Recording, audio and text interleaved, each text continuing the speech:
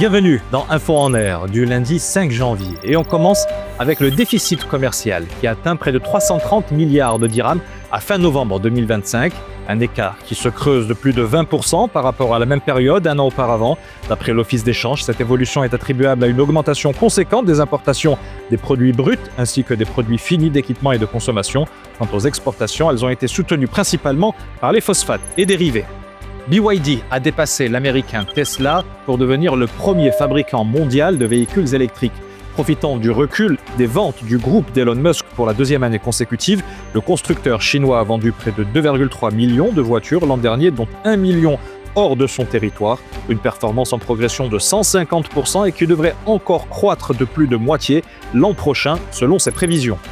La Norvège n'a quasiment vendu que des voitures zéro émission en 2025. Le tout électrique a représenté près de 96% des nouvelles immatriculations l'an dernier. Paradoxalement, le pays qui demeure le plus gros exportateur d'hydrocarbures d'Europe de l'Ouest s'est fixé l'objectif d'en finir totalement avec l'essence et le diesel 10 ans avant le reste du continent. Une démarche encouragée par des exonérations fiscales sur les voitures propres.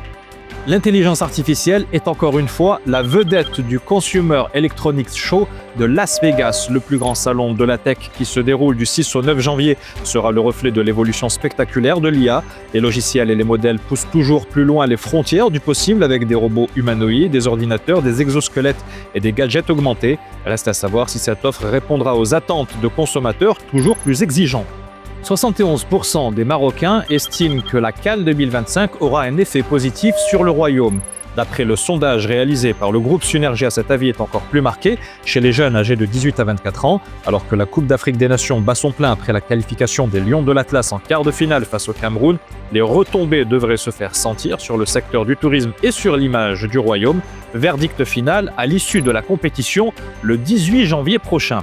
C'est la fin de cette Info en Air. Si vous souhaitez diffuser vos infos ou votre logo dans cette édition, n'hésitez pas à nous contacter via WhatsApp au 06 00 01 43 78. Et d'ici là, portez-vous bien.